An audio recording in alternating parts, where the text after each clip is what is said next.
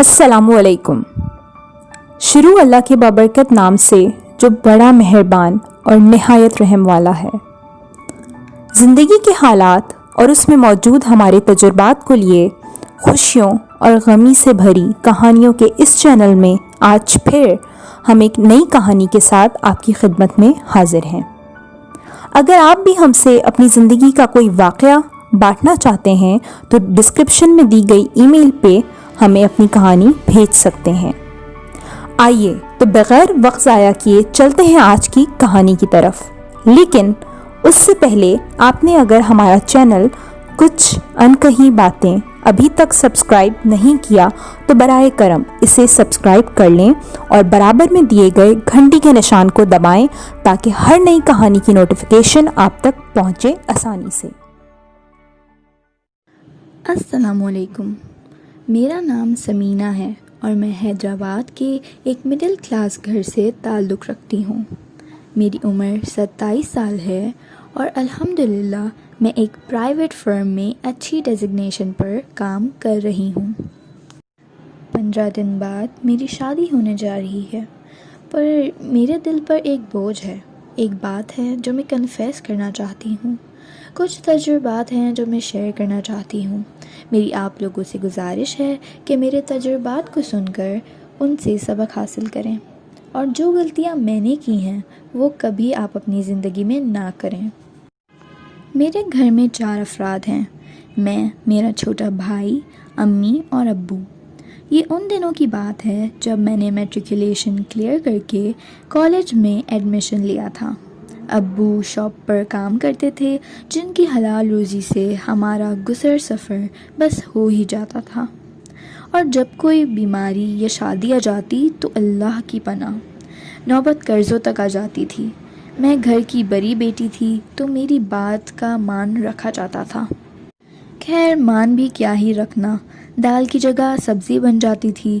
गोश्त तो वैसे भी ईद पर ही नसीब होता था। अम्मी और अब्बू कहते थे तुम बड़ी नाशुक्री हो।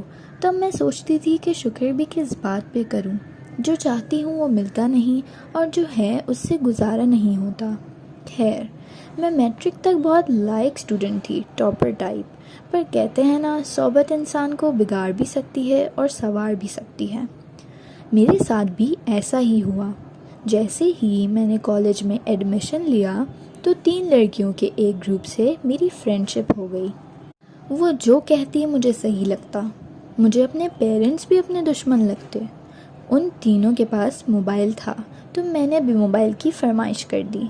पहले तो अब्बू ने मना कर दिया, फिर पता नहीं किसी से कर्ज लेकर मेरे लिए मोबाइल ले आए, जिसको मैंने ये कहकर रिजेक्ट कर दिया कि ये क्या उठा लाए हैं बाबा, मेरी फ्रेंड्स तो मुझ पर हंसेंगी कि ये औकात है मेरी।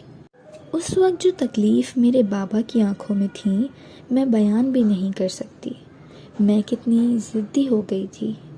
खैर, वही सस्ता सा मोबाइल लेकर मैं अपने फ्रेंड्स के पास गई तो उन्होंने कहा कि परेशान क्यों होती हो, मोबाइल तो आ गया ना, अब न्यू भी हो जाएगा और बैलेंस भी आ जाएगा, फ़िक्र मत करो। जब मैंने पूछा कैसे, तो मेरी एक फ्रेंड ने मेरे नंबर से 10-12 रॉन्ग नंबर्स डायल कर लिए। मैं देखती रह गई, मना करती रह गई। कोई नंबर बन जाता तो किसी पर कॉल चली जाती। खैर, उस टाइम तो कोई रिस्पॉन्स नहीं आया, पर जैसे ही मैं घर पहुंची तो एक नंबर से कॉल्स आने लगीं। मुझे कुछ समझ नहीं आ रहा था कि क्या करूं और मैंने मोबाइल ही ऑफ़ कर दिया। रात को जब काम से फारिग होकर मैंने मोबाइल ऑन किया तो फिर से कॉल्स आने लगीं, उसी नंबर से। बड़ा ही कोई डीट था। खैर, मैंने 3 बार रिजेक्ट करने के बाद कॉल रिसीव कर ली और कहा कि मौसूफ गलती से नंबर डायल हो गया, पर वो मौसूफ तो किसी और ही मूड में थे। मेरा नाम पूछने लगे।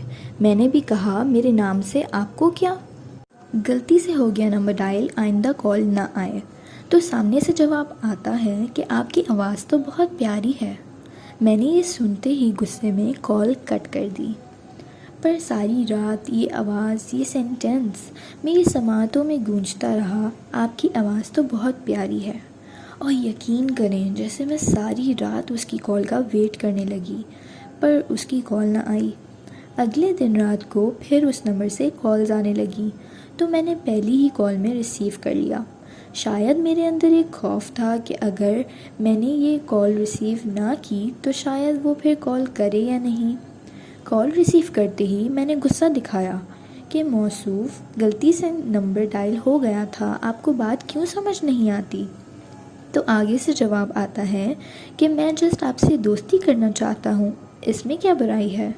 میں نے کہا میں تو آپ کو جانتی تک نہیں، پر وہ بھی بڑا ڈھیٹ تھا، اپنے بارے میں بتانے لگا اور ہماری کال 35 منٹس تک چلی گئی۔ اور پھر یہ معمول بن گیا، روز رات کو وہ کال کرتا، باتیں منٹوں سے سٹارٹ ہوئی تھی جو گھنٹوں تک جا پہنچی۔ ایک دن جب ہم رات کو بات کر رہے تھے تو اس نے ملنے کی فرمائش کر دی، اور فرمائش کیا ضد سٹارٹ کر دی۔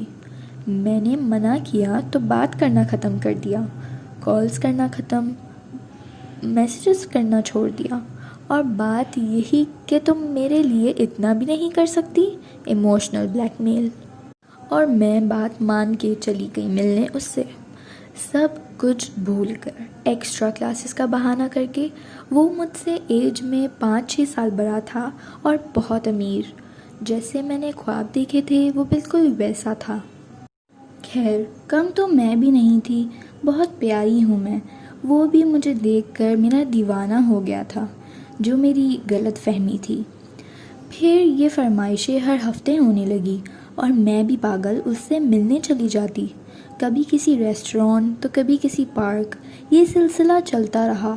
پھر ایک دن جب میں اس کے ساتھ پارک میں تھی تو ہمیں بابا نے دیکھ لیا اور مجھے وہاں سے کھینچ کر لے آئے، اور پھر جو میری حالت ہوئی، وہ بھی صحیح تھے اپنی جگہ پر، غلط میں ہی تھی، غلطی میری تھی۔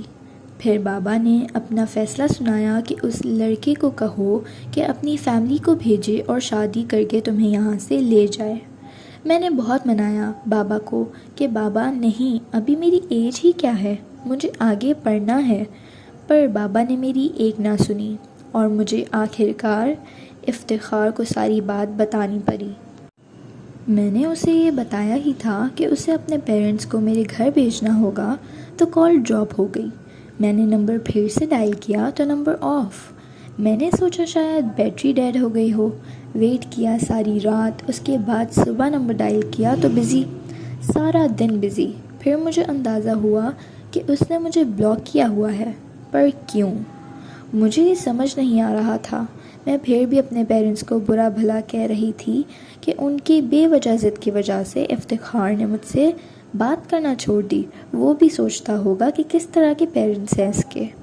خیر میں نے ایک دن اپنی فرینڈ کے نمبر سے اس کو کال کی، جو اس نے ریسیو کر لی۔ میں نے کہا افتخار آپ نے مجھے بلاک کیا ہے؟ وہ پوچھنے لگا کون؟ پتہ نہیں کتنی لڑکیوں کو بلاک کر چکا تھا۔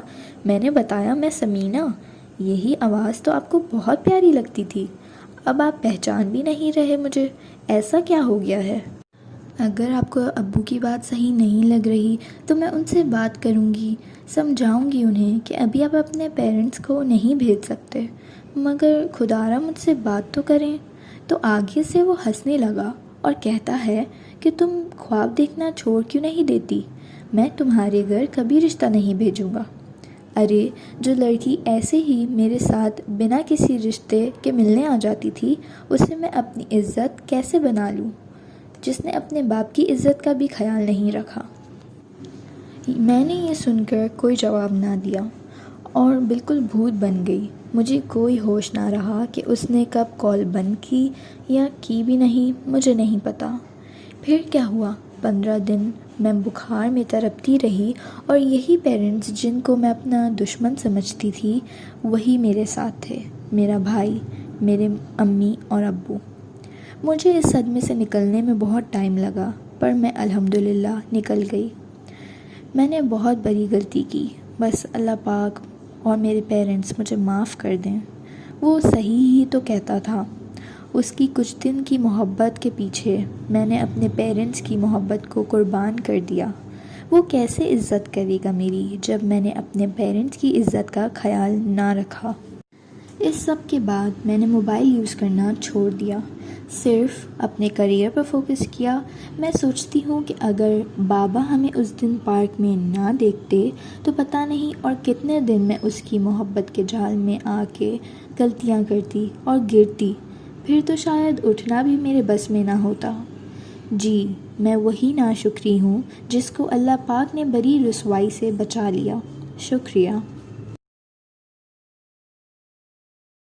ٹیم کچھ انکہی باتیں اس بات کو بخوبی جانتی اور سمجھتی ہے کہ کسی شخص کی شناخت دنیاوی زندگی میں ایک حیثیت اور مقام رکھتی ہے، اور کافی باتیں ایسی ہوتی ہیں جن کا پتہ ہمارے قریبی دوستوں اور عزیزوں تک کو نہیں ہوتا۔